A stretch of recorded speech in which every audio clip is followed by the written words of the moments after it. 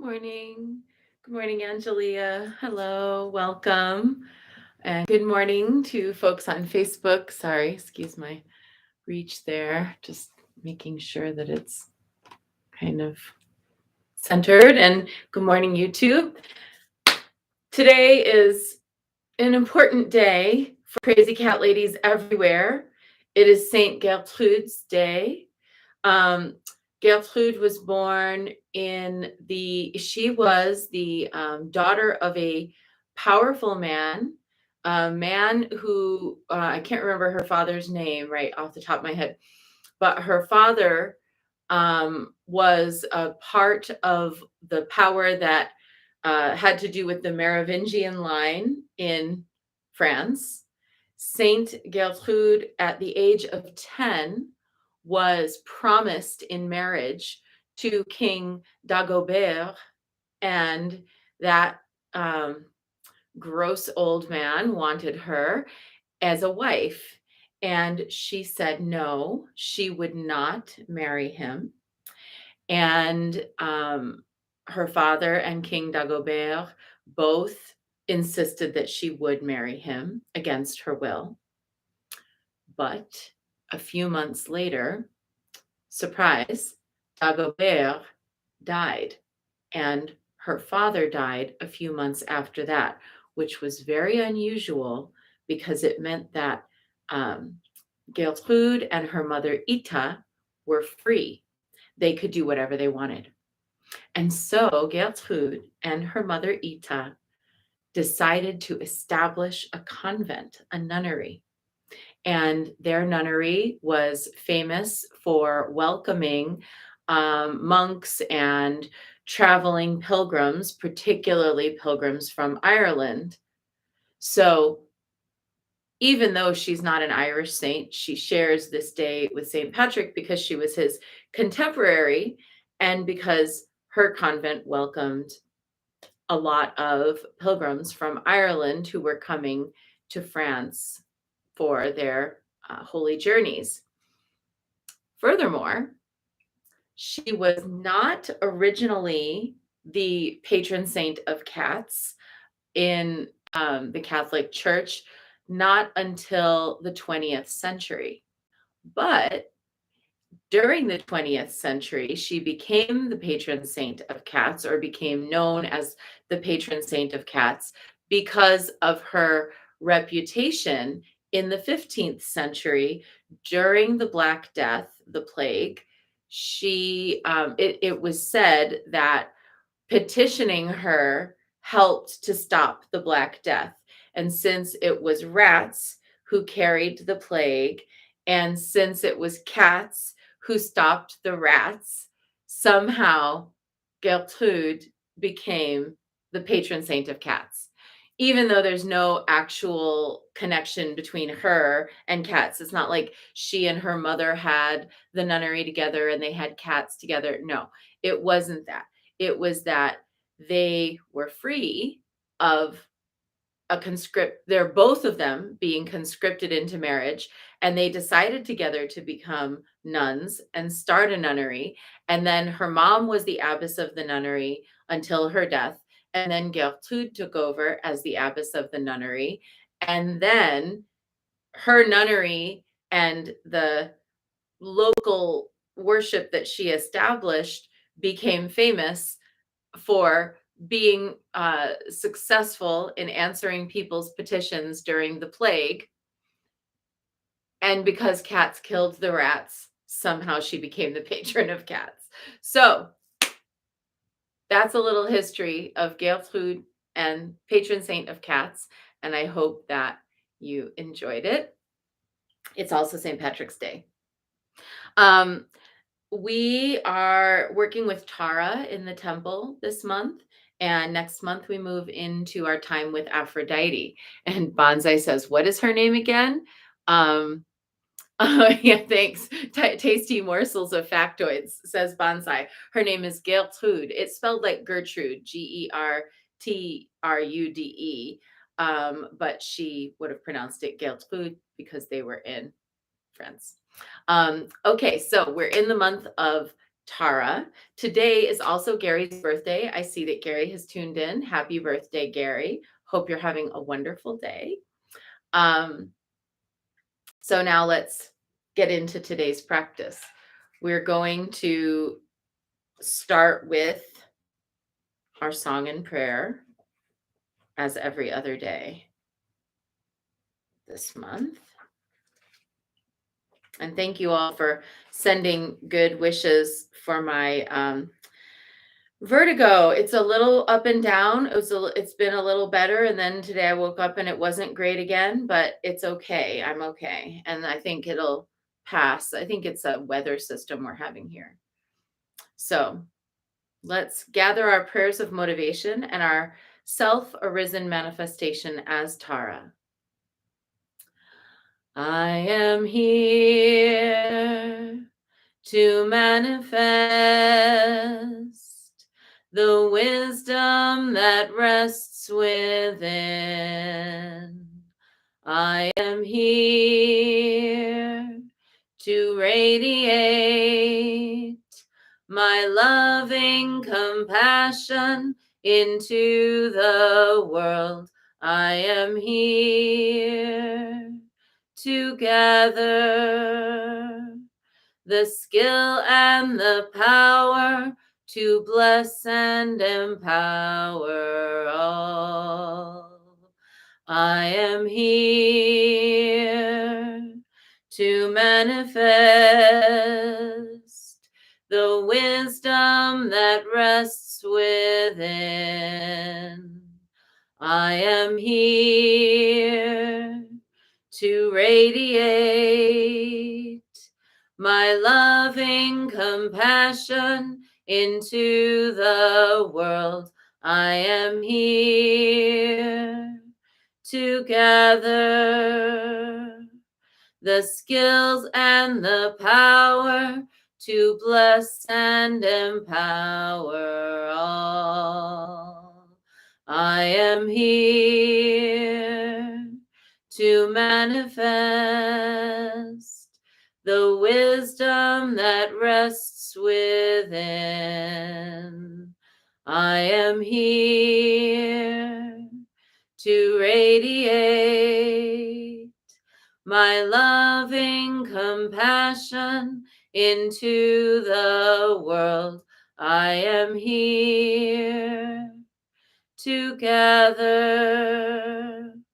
the skill and the power to bless and empower all. The fundamental nature of my mind is pure. Within me is an inexhaustible source of love, wisdom, and power. The purpose of all spiritual practice is to reveal and make contact with this.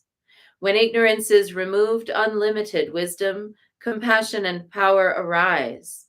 It is the mind's conditioning that limits understanding of who I am and what I can become.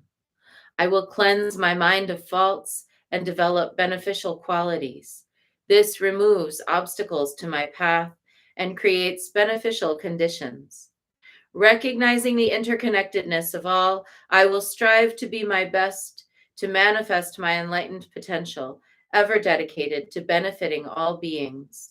I will think, speak, and act as Tara.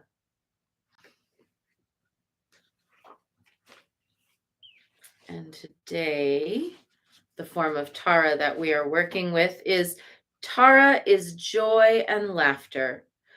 Praise her, the one who radiates supreme joy. Her jeweled diadem ablaze shines a garland of light. She bursts out laughing, exclaiming, Tutare!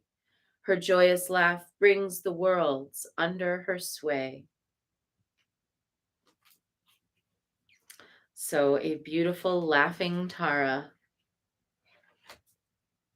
who is subduing the obstacles and negative obstructions of mind through laughter and joy.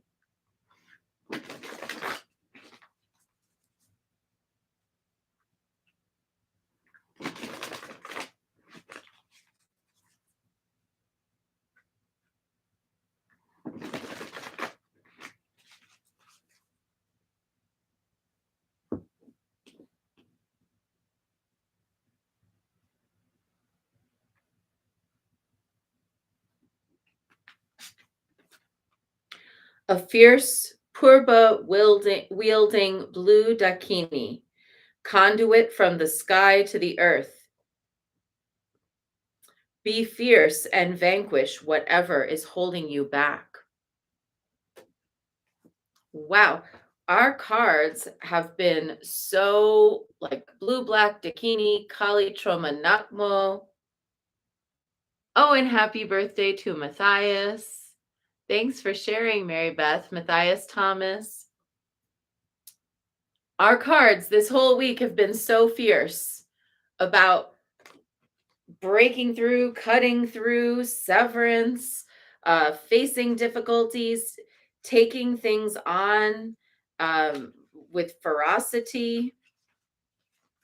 So remember, she's wielding the purba, the ritual dagger that is derived from the tent stake for the yak hair nomad tents of central Tibet and western Tibet. And the purba now has come to represent the kilaya, the ritual blade that will pin or tack down a demon that needs to be vanquished. So when you see this Dakini and she's holding her skull cup, she's got the Katvanga staff, which has the three heads, the freshly severed head, the mediumly decayed head, and the skull head, representing the three sort of states of journey through the realms. And she's got this purba that helps to pin down any negative entity or demonic force that needs to be vanquished. Good afternoon, Natalie Rose. So, this Dakini holds her purba dagger in the staking position as her scarf billows around her in the inky gloom of delusion. She is fiercely committed to pinning down any obstructions to the Dharma and helping humanity, even in the face of heavy, shadowed forces. She is dark blue, as in the tradition of the Movement Center, who commissioned this painting. She is part of the Buddha family in the center of the mandalas. Now, remember that different centers and traditions have different mandalas and they have different deities at the different directions and in the center. I think it's really interesting that we've got this one today. Her color represents the central energy channel in the body, the Shushumna, where in advanced Buddhist practice, the energy is absorbed and flows upward to break open the dragon gate at the crown of the head, creating enlightenment. Dakinis manifest in many forms, and they represent the potency of female energy, giving birth, the creation of newness, of beings, ideas, and levels of awareness. They range from beings with some levels of spiritual power, like sprites or fairies, to fully realized beings. They help awaken the energy of wisdom in tantric practitioners.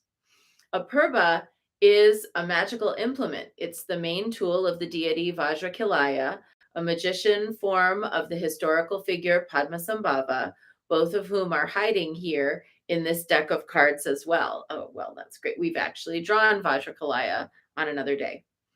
They are these purbas are used for many magical feats.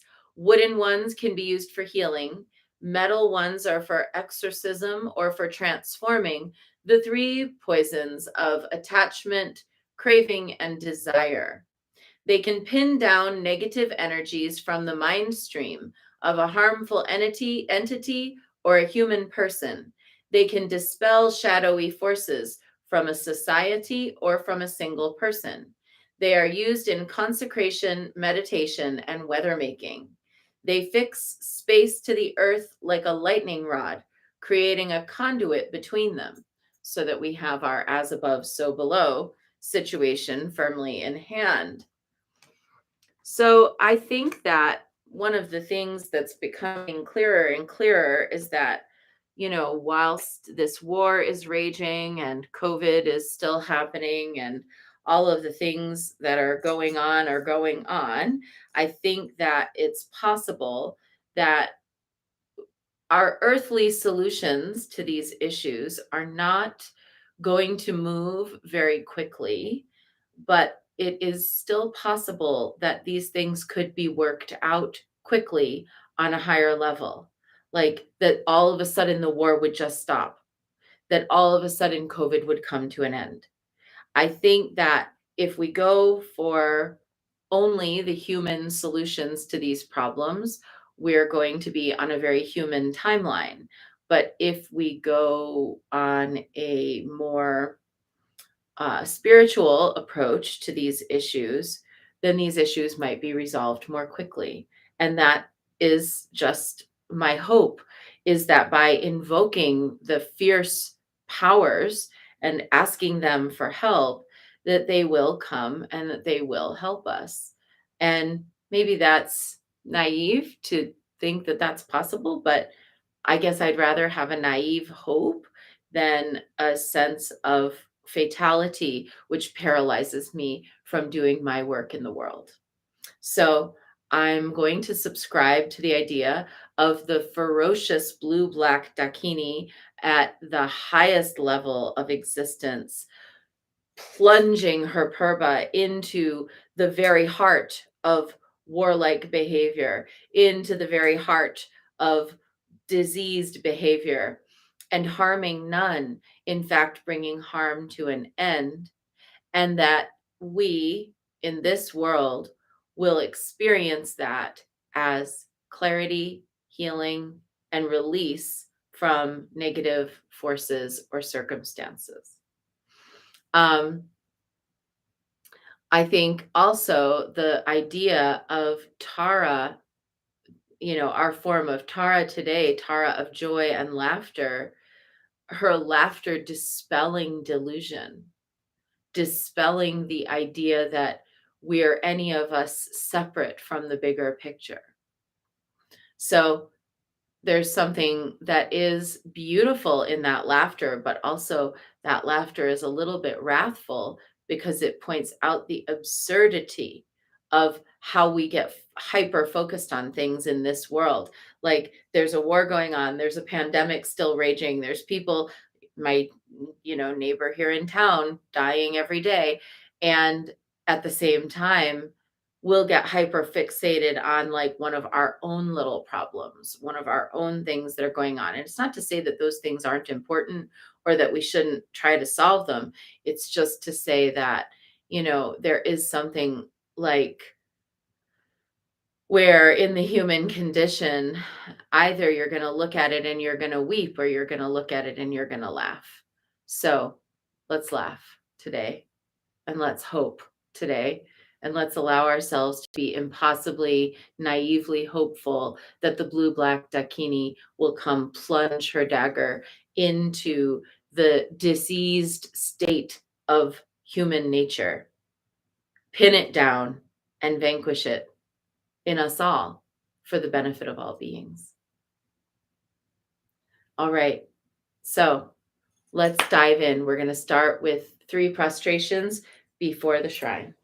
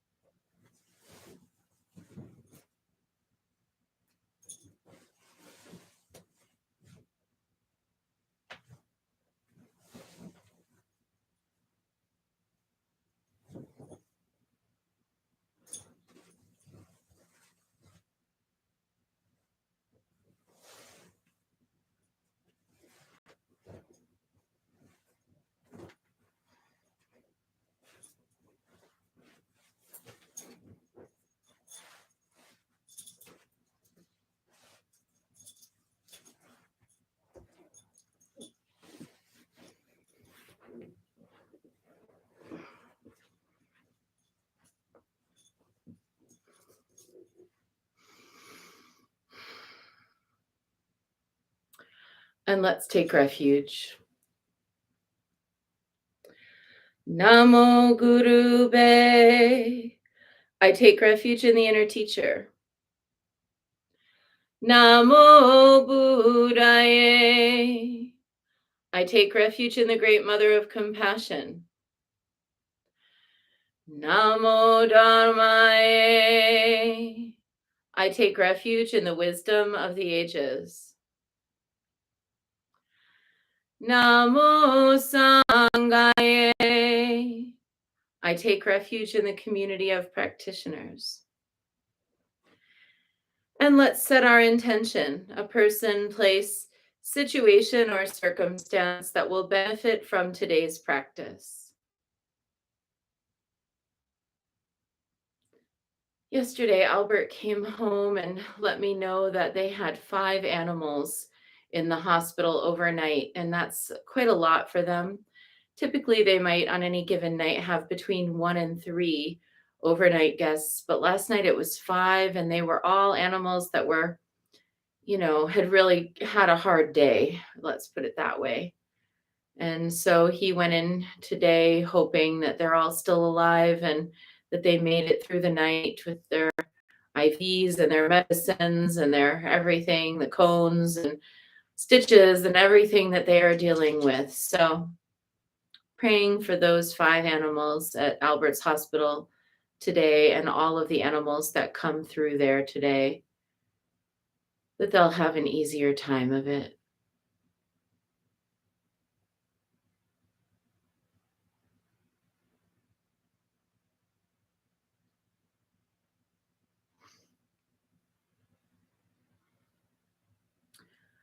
And let's recite the Four Immeasurables. May I be a source of loving kindness in this world and all worlds, bringing a generous heart to all my thoughts and doings.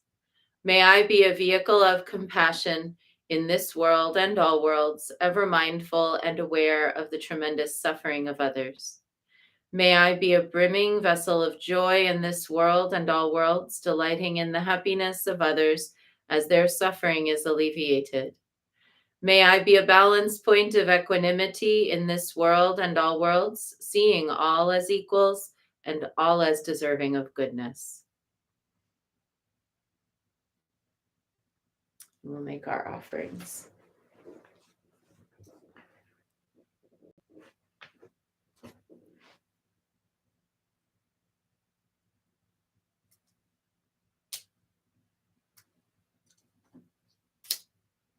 I light this candle as a symbol of the enlightening Dharma way. May it shine brightly for the benefit of all beings.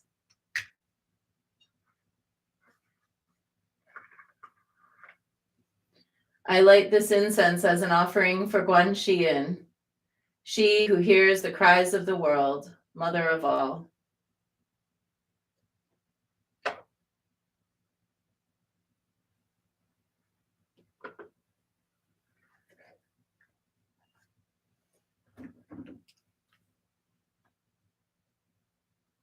Om Ahum.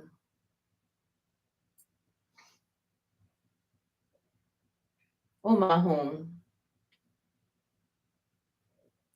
Om Ahum.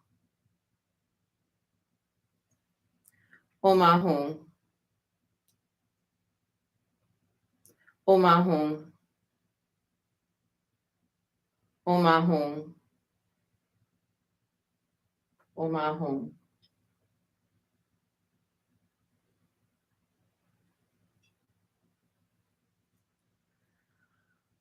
Om Ahum. Om Ahum. Om Ahum. Om Ahum. Om Ahum. Om Ahum. Om Ahum.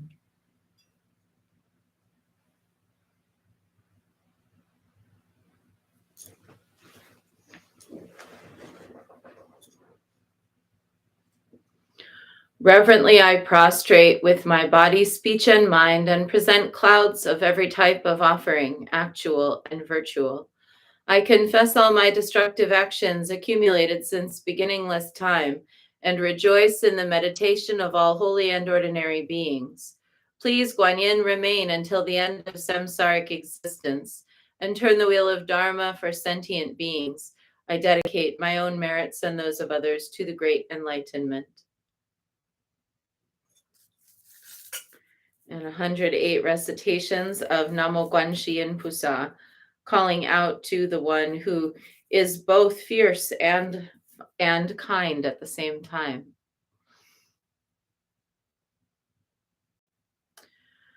Namo Guanxi Pusa, Namo Guanxi Pusa, Namo Guanxi Pusa, Namo Guanxi Pusa, Namo Guanxi Pusa, Namo Guanxi Pusa, Namo Guanxi Pusa, Namo Guanxi Pusa.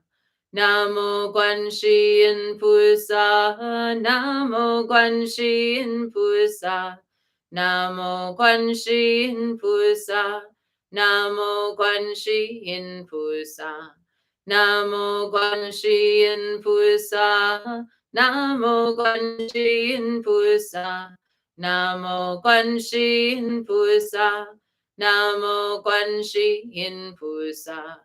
Namo Guanxi Pusa, Namo Guanxi Pusa, Namo Guanxi Pusa, Namo Guanxi Pusa, Namo Guanxi Pusa, Namo Guanxi Pusa, Namo Guanxi Pusa, Namo Guanxi Pusa. Namo Guanxi Pusa, Namo Guanxi Pusa, Namo Guanxi Pusa, Namo Guanxi Pusa, Namo Guanxi Pusa, Namo Guanxi Pusa, Namo Guanxi Pusa, Namo Guanxi Pusa. Namo Guanxi Pusa, Namo Guanxi Pusa, Namo Guanxi Pusa, Namo Guanxi Pusa, Namo Guanxi Pusa, Namo Guanxi Pusa, Namo Guanxi Pusa, Namo Guanxi Pusa. Namo Guanxi Pusa, Namo Guanxi Pusa, Namo Guanxi Pusa, Namo Guanxi Pusa, Namo Guanxi Pusa, Namo Guanxi Pusa, Namo Guanxi Pusa, Namo Guanxi Pusa. Namo Guanxi Pusa, Namo Guanxi Pusa, Namo Guanxi Pusa, Namo Guanxi Pusa, Namo Guanxi Pusa, Namo Guanxi Pusa, Namo Guanxi Pusa, Namo Guanxi Pusa. Namo Guanxi Pusa, Namo Guanxi Pusa, Namo Guanxi Pusa, Namo Guanxi Pusa, Namo Guanxi Pusa, Namo Guanxi Pusa, Namo Guanxi Pusa, Namo Guanxi Pusa. Namo Guanxi Pusa, Namo Guanxi Pusa, Namo Guanxi Pusa, Namo Guanxi Pusa, Namo Guanxi Pusa, Namo Guanxi Pusa, Namo Guanxi Pusa, Namo Guanxi Pusa.